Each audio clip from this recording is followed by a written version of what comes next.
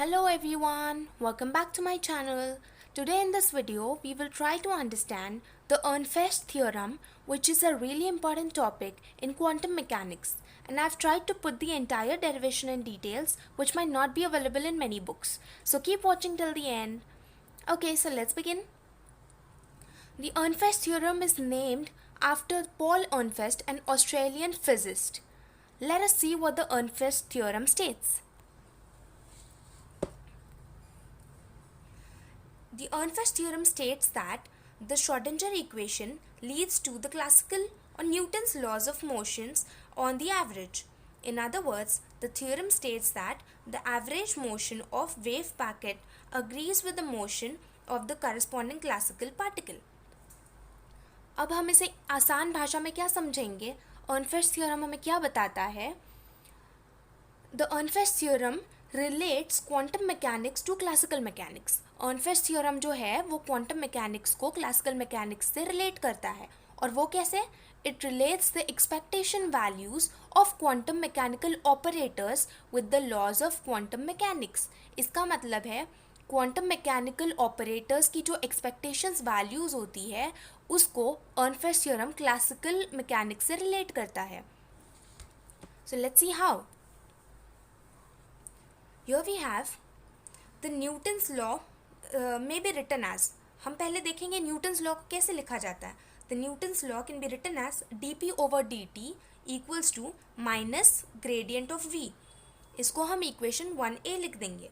And according to Newton's law we can also write dr by dt equals to p upon m. उसको हम 1b नाम दे देंगे. और in other terms और in terms of components. अब components की terms में हम इसको कैसे लिख सकते हैं? 1a और 1b को हम कैसे लिख सकते हैं? Let's see. dpx over dt equals to negative curl v upon curl x. Similarly, dpy upon dt equals to negative curl v upon curl y. dpz over dt equals to negative curl v upon curl z. And dx upon dt equals to pr over m, dy upon dt equals to px upon m, dy upon dt equals to py upon m, and dz over dt equals to pz upon m. इस तरह से हम equations 1a और 1b को in terms of components लिख देंगे. In quantum theory, it is not possible even to define the derivative of x, y, z, px, py, pz in the classical sense. इसका क्या मतलब हुआ? क्वांटम थ्योरी में हम derivatives of x Y z और p x P y and p z को भी define नहीं कर सकते हैं. In what sense? In the classical sense. Why? अब इसका रीज़न क्या है? Since there is no such thing as a continuous particle trajectory. क्योंकि हमें पता है कि पार्टिकल्स जो है, हमारे इलेक्ट्रॉन्स जो है, उनकी कोई कंटिन्यूअस पार्टिकल ट्रैजेक्टरी नहीं होती. The approximate values of derivatives may be found by considering the time rate of change of average values of x, y, z, px, py, pz.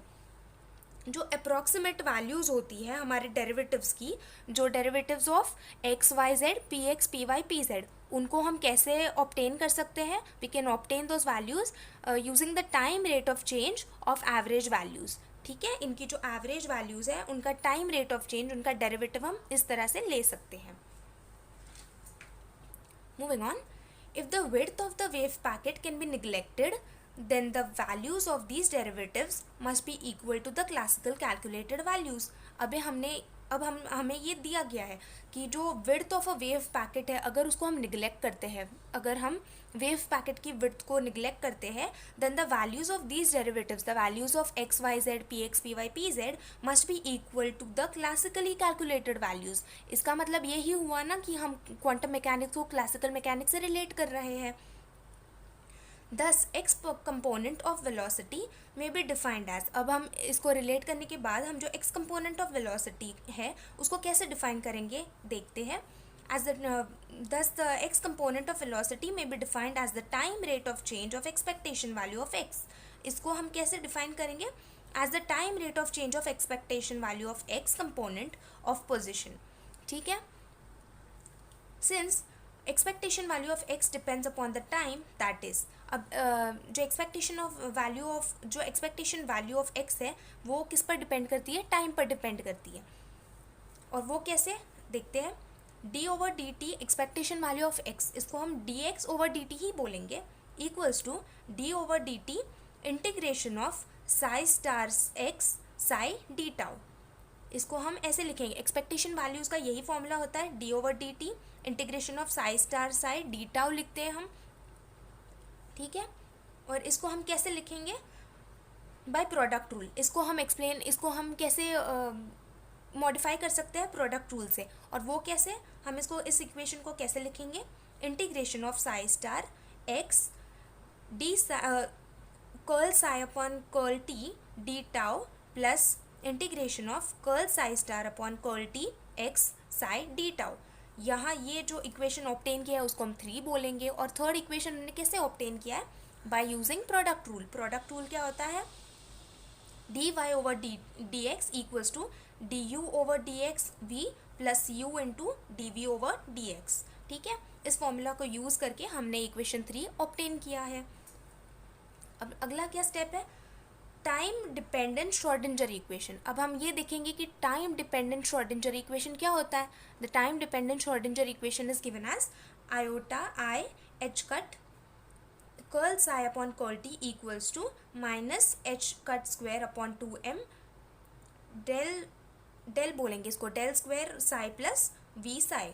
और हम इसको किस तरह से लिख सकते हैं, हम आई एच कट की जो वैल्यू है उसको नीचे ले जाएंगे, तो क्या हो जाएगा, curly psi upon D T equal upon curly T, curly psi upon curl T equals to 1 upon I H cut. अब हम इसको 1 अपॉन आई एच कट कर देंगे, इसको यहाँ ले जाएंगे और ब्रैकेट के अंदर ये सेम लिख देंगे। तो क्या हो जाएगा, curl psi upon curl T equals to 1 upon I H cut into bracket minus H square upon 2m del square psi plus V Sai.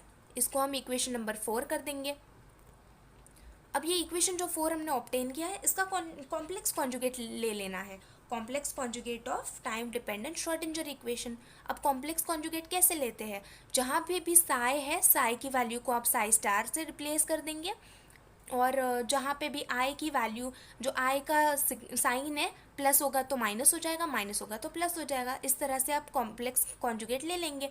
तो यहाँ पर कैसे होगा, I H cut curl psi star upon curl T, यहाँ पे साई है तो Sai star कर दिया, इक्वल्स टू यहाँ पर आई की वैल्यू पॉजिटिव है तो नेगेटिव कर दिया, H square upon 2m del square psi square plus V psi star. हमने आई एच कट को यही ले रखा है, ये वाली इक्वेशन को हमने कॉम्प्लेक्स कॉन्जुगेट लिया इस वाली इक्वेशन का, तो इसलिए आई एच कट की वैल्यू यहाँ पर है और बाकी सब कुछ सेम है। और इस वाले इक्वेशन का कॉम्प्लेक्स कॉन्जुगेट ये है और इस इक्वेशन का कॉम्प्लेक्स कॉन्जुगेट यहाँ है, तो वो कैसे हो जाएगा, curly Sai star upon D T, Sai की जगह पर साई स्टार हो गया, इक्वल्स टू यहाँ पर आई पॉजिटिव है तो नेगेटिव हो गया, minus 1 upon I H cut हो गया, इंटू ये सारी चीज़ सेम हो जाएगी, minus H square upon 2m psi del square psi square की जगह पर साई स्टार हो जाएगा प्लस वी साई स्टार, ठीक है। यहाँ पर स्क्वायर नहीं है, ये गलती से हो गया। आई होप आपको समझ में आ गया यहाँ तक। नेक्स्ट बढ़ते हैं, substituting values of curl psi upon curl T and curl psi star upon D curl T या फिर D T from 4 and 5 we get by putting in equation 3।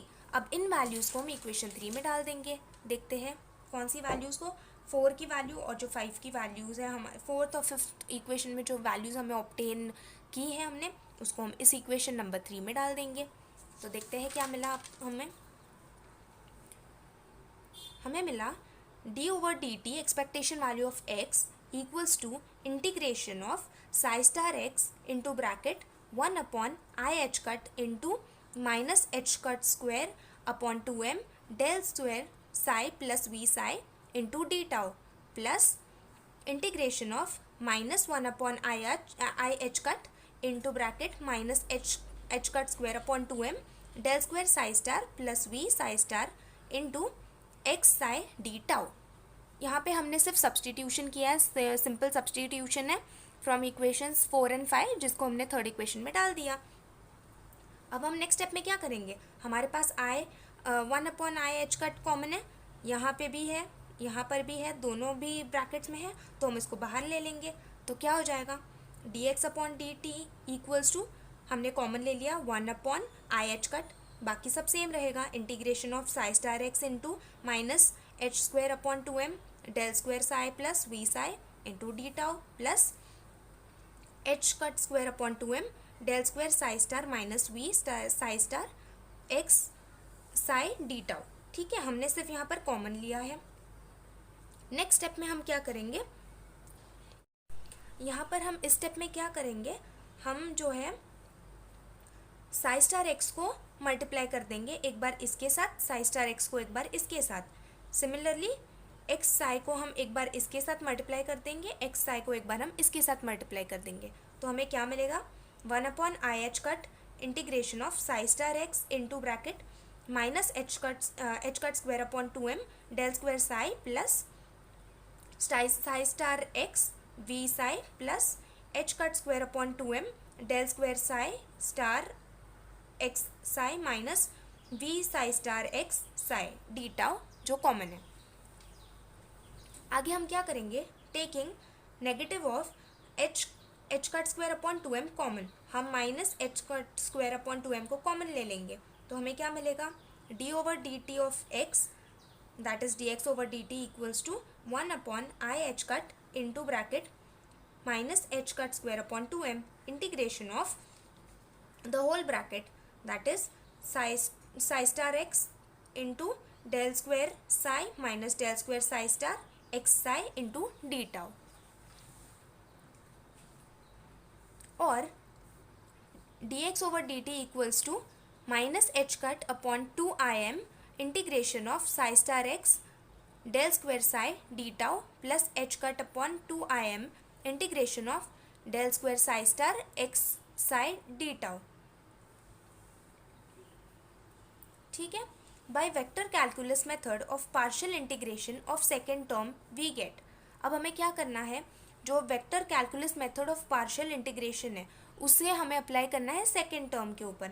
और हमारा सेकेंड टर्म क्या है, हमारा सेकेंड टर्म है दिस वन, ये वाला हमारा सेकेंड टर्म है, इसके ऊपर हम अप्लाई कर देंगे। तो हमें क्या मिलेगा, integration of v del square psi star x psi D tau, ये हमारा सेकेंड टर्म है। इसको हम कैसे लिख सकते हैं, बाय पार्शियल डिफरेंशिएशन हमें ऑब्टेन होगा equals to integration a x psi del psi D A minus integration v del psi star dot psi X psi D tau, ये होगा इक्वेशन नंबर 7।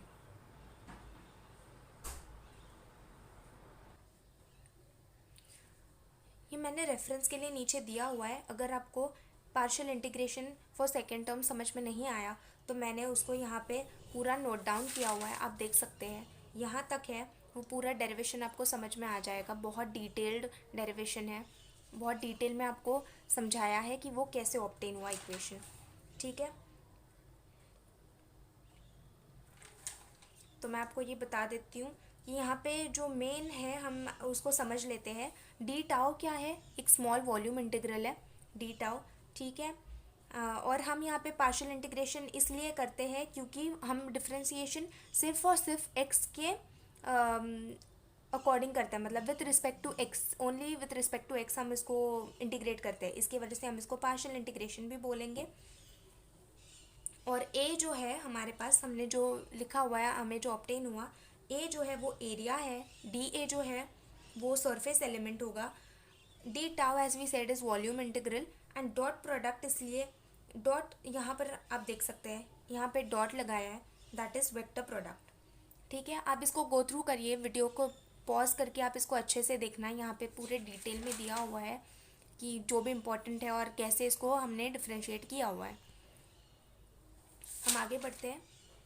तो इक्वेशन 7 जो हमने लिखा था उसको हम रीराइट किया है, जो पीछे इक्वेशन लिखा मैंने उसको फिर से लिखा हुआ है, जो है हमारा integration of v del square psi star x psi D tau equals to integration a x psi del psi star n d A minus integration of v, जो वी है वो वॉल्यूम इंटीग्रल है, यहाँ पे a surface integral, integration of we del psi star dot product of del x psi D tau, ठीक है। Where n on the first integral, n on the first integral denotes that the integral is to be taken over normal component of x psi del psi over infinite bounding surface A, ठीक है, इसलिए हमने वहाँ पर n का use किया हुआ है। But integration A x psi del psi star n d a equals to zero, ये जो पूरी टर्म है ये ज़ीरो के बराबर है, और वो ज़ीरो के बराबर क्यों है? It is because wave packet vanishes at great distances, wave packets जो है वो वैनिश हो जाते हैं, वो ख़त्म हो जाते हैं at great distances, which is why the value becomes zero.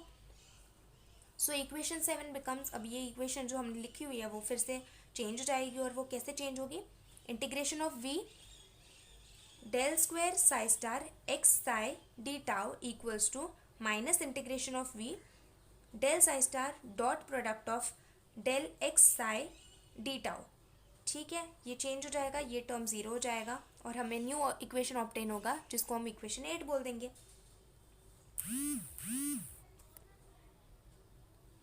Integrating above equation against integrating above equation again by parts and keeping in mind that the surface integral again vanishes। अब हम इसको फिर से, ये जो इक्वेशन है हम इसको फिर से इंटीग्रेशन बाय पार्ट्स कर देंगे, keeping in mind that the surface integral vanishes, यहाँ पे जो सरफेस इंटीग्रेशन था अब वो वैनिश हो जाएगा, तो हमें इक्वेशन क्या मिलेगा? Integration of del square psi star x psi D tau equals to integration of psi star del square x psi D tau. ये जो नया इक्वेशन है by again the partial integration जो हमने ऑब्टेन किया है उसको हम इक्वेशन नंबर 9 बोल देंगे।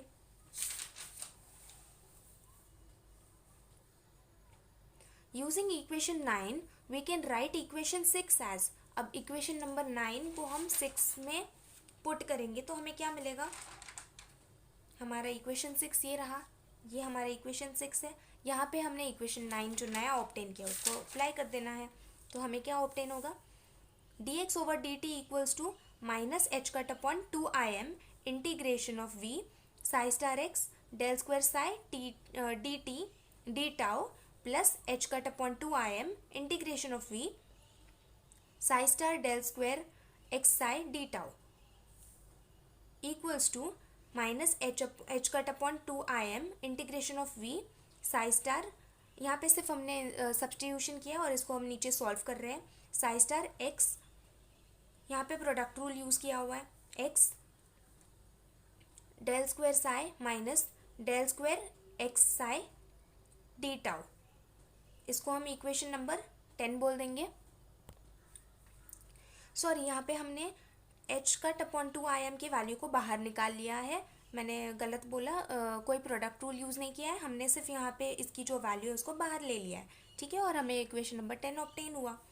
इसको हम ऐसे भी लिख सकते हैं, H cut upon im integration of psi star curl psi upon curl x d tau. ये इक्वेशन जो हमें ऑब्टेन की है ये कैसे आई, अब हम नीचे उसको देखेंगे, ठीक है। The above equation is obtained as follows, ये इक्वेशन बहुत बड़ी प्रोसेस से हमें ऑब्टेन की है, तो हम उसको देखेंगे कैसे सॉल्व हुआ है। इस इक्वेशन में 10th इक्वेशन में आप देख सकते हैं डेल स्क्वायर है, डेल स्क्वायर को क्या कहते हैं? लैप्लेशियन ऑपरेटर, डेल स्क्वायर होता है लैप्लेशियन ऑपरेटर। डेल स्क्वायर को हम कैसे लिख सकते हैं? अगर एक फंक्शन ले लेते हैं डेल स्क्वायर एफ, एफ यहाँ पे जो है वो फंक्शन है, उसको कैसे लिखेंगे? डेल डॉट डेल एफ, ठीक है, डॉट प्रोडक्ट हो जाएगा विच इज़ इक्वल टू क्या हो जाता है? ये डाइवर्जेंस ऑफ ग्रेडियंट फंक्शन, इसका मतलब है डाइवर्जेंस ऑफ ग्रेडियंट फंक्शन। तो यहाँ पे जो टर्म हमें दिख रहा है del square x psi, del square x psi, इसको कैसे लिखेंगे इसके फॉर्म में? Del dot del X of psi, यहाँ पे फंक्शन हमारा जो है एक्स साई है, इसके लिए हम डेल स्क्वायर एक्स साई को लिखेंगे del dot del x psi, that is gradient of function, ठीक है। इसको अब कैसे लिखेंगे? ग्रेडियंट ऑफ फंक्शन कैसे लिखेंगे? अब del f equals to i curly f upon curly x plus j cap curly f upon curly y plus k cap curly f upon curly Z.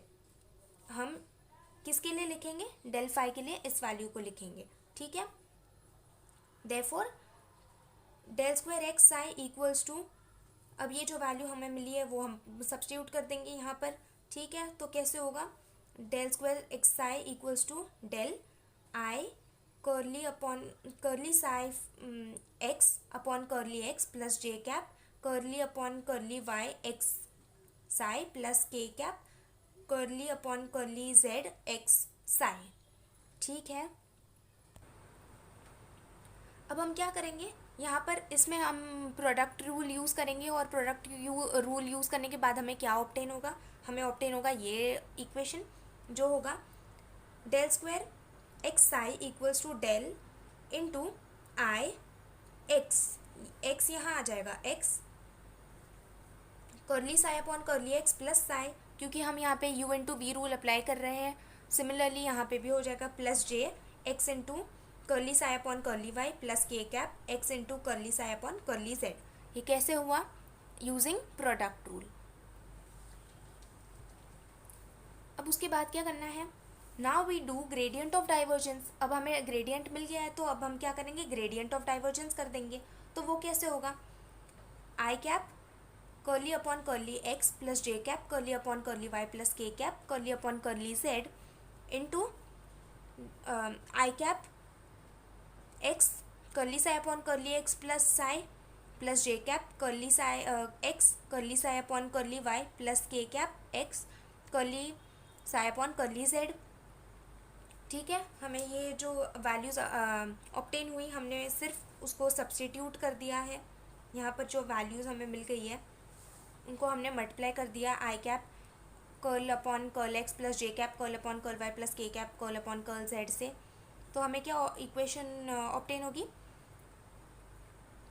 Curl upon curl x into curl upon curl x into bracket x curl psi upon curl x plus psi i cap plus j cap curl upon curl y into x curl psi upon curl x plus curl upon curl Z x into curl psi upon curl Z के cap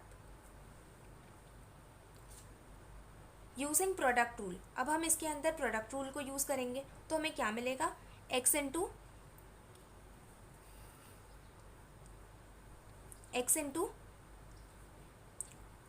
curl square psi upon curl x plus curl psi upon curl x plus curl psi upon curl x plus X into curl square psi upon curl Y square plus X into curl square psi upon curl Z square. ये हमें मिलेगा product rule को use करने से, जिसको हम कैसे लिखेंगे? ये जो टर्म्स है दोनों सेम है, इसके वजह से इनका एडिशन होकर हमें 2 curl psi upon curl x obtain हो जाएगा प्लस बाकी टर्म्स वैसे ही हम लिख देंगे। पर इसके अंदर हम देख सकते हैं यहाँ एक्स कॉमन है तो हमने एक्स कॉमन निकाल लिया। तो हमारी इक्वेशन कैसा बना? 2 curl psi upon curl x plus X curl square psi upon curl X square plus curl square psi upon curl Y square plus curl square psi upon curl Z square, ठीक है। तो left hand side हमारा जो है वो हम introduce कर देंगे। लेफ्ट हैंड साइड हमारा क्या था? Del square x psi equals to, ये वैल्यू यहाँ पुट कर देंगे जो है 2 curl psi upon curl x plus X curl square psi upon curl X square plus curl square psi upon curl Y square plus curl square psi upon curl Z square, that is del square x psi equals to 2 curl psi upon curl x plus del square psi. और ये ऐसे कैसे आया है? इसकी जो value होती है, इसकी जो वैल्यू है इस पूरे टर्म की, this is equivalent to del square psi. क्योंकि आप देख रहे हैं यहाँ पे सब जगह साई है, so del square is a function of psi, जिसके वजह से हमने इसको इस तरह से लिखा हुआ है। Now put the value of above equation in 10। ये जो इक्वेशन, ये जो हमें यहाँ मिला हुआ है इक्वेशन, इसको हम कहाँ डाल देंगे? इक्वेशन नंबर 10 में डाल देंगे। इक्वेशन नंबर 10 क्या है? यहाँ पर इसकी जगह ये जो है, ये जो टर्म हमें मिला है उसकी वैल्यू हमने निकाल ली है, यहाँ पर है, तो इसको हम इक्वेशन नंबर 10 में पुट कर देंगे। तो हमें क्या मिलेगा? D over D t x equals to i H cut upon 2m integration of psi star x del square psi minus 2 curl psi upon curl x minus x curl square psi D tau. ठीक है, तो हमारी जो values यहाँ पर curl नहीं आना चाहिए, यहाँ पर डेल आना चाहिए, आई एम सॉरी, यहाँ पे डेल कर देना। तो x del square psi positive में और यहाँ पे x del square psi negative में, ये दोनों कैंसिल आउट हो जाएंगे। ठीक है, तो हमें क्या मिलेगा, d over D t x that is d x upon D t equals to minus i H cut upon 2m integration of psi star 2 curl psi upon curl x d tau.